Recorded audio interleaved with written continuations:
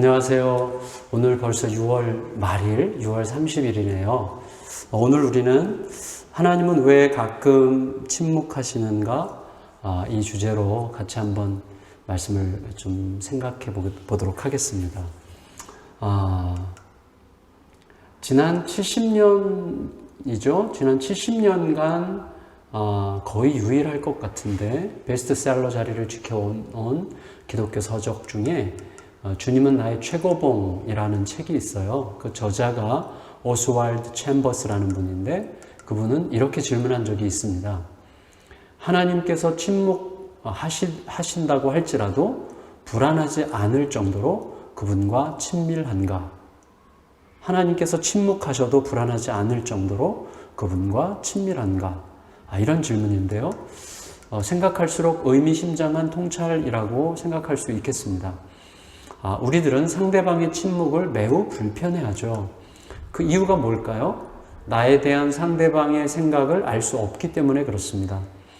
다른 말로 하면 그것은 상대방을 그만큼 친밀하게 느끼지 않고 있다는 뜻이기도 하죠. 하지만 적어도 그 친밀함은 하나님의 위엄에 대한 경외심을 결코 잃어버리지 않는 친밀함이어야만 합니다. 하나님과 친밀하다고 하는 것이 하나님에 대한 경외심을 잃어버리는 것과 아주 밀접할 수 있기 때문에 그렇죠. 여러분, 요셉과 마리아는 갈릴리로 돌아가던 중에 예수님을 잃었습니다. 그리고 그 사실을 깨닫고 허둥지둥 예루살렘으로 되돌아갔죠. 그리고 예루살렘 성전에서 예수님을 만났습니다. 그리고 그 자리에서 어떻게 했어요? 다소 역정을 냈습니다. 미안하다. 참 데리고 가지 못해서 미안하다. 이렇게 말하는 대신에 역정을 냈단 말이죠. 여러 가지로 설명할 수 있을지 모르겠지만 우리는 그 이유가 그들이 예수님에 대한 소유 욕구에서 아직 채 벗어나지 못한 것 아니냐 이런 식으로 생각할 수 있을 것 같습니다.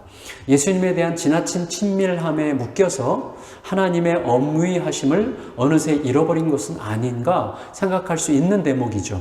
예수님 탄생하실 때 하나님께서 하셨던 말씀, 또 예수님을 통해서 하나님이 이루실 일에 대한 생각을 어느새 내 속에서 좀 흐릿하게 만든 게 아닌가 그렇게 생각할 수 있겠습니다. 여러분, 우리가 하나님의 엄위하심 앞에 떨지 못한다면 자칫 교만해지기 쉽죠. 더구나 교만에 사로잡혀 있음에도 불구하고 자기가 하나님과 가깝다고 착각함으로써 자기도 모르는 사이에 하나님을 만홀히 생각할 가능성이 있습니다.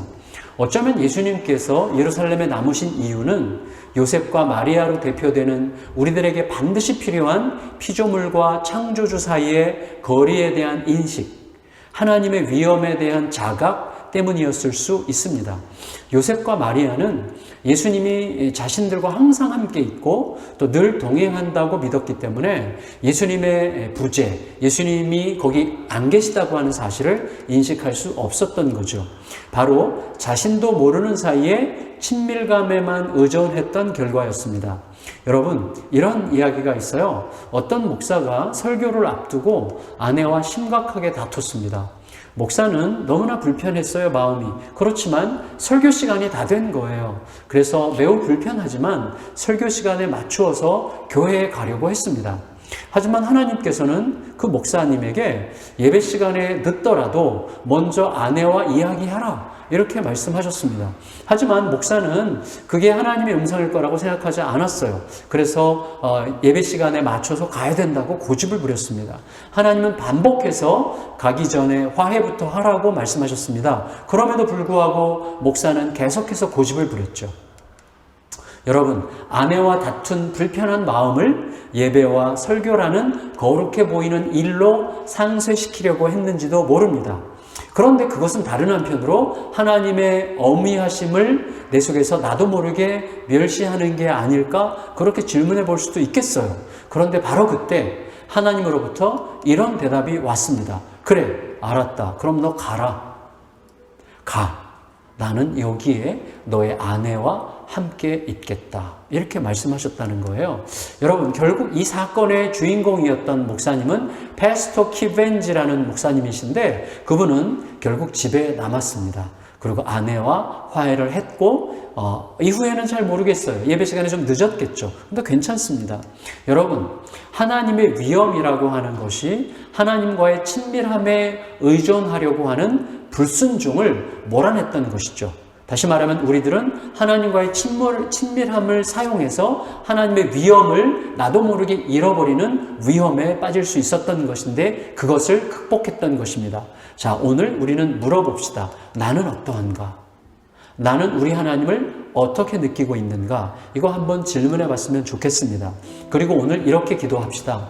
하나님의 사랑을 기뻐합니다.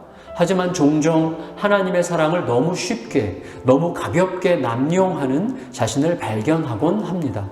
하나님, 오늘 크신 하나님을 결코 잊지 말게 해 주옵소서. 크신 하나님의 위엄 앞에서 살아가는 날이 되게 하여 주옵소서. 그렇게 기도하고 하나님의 크심이 내 가슴 깊이 깨달아지고 또 느껴지고 그 앞에서 살아가는 그 거룩함, 그 질서정연함, 이 우리에게 맛보아지는 복된 하루가 되실 수 있기를 기대합니다. 감사합니다.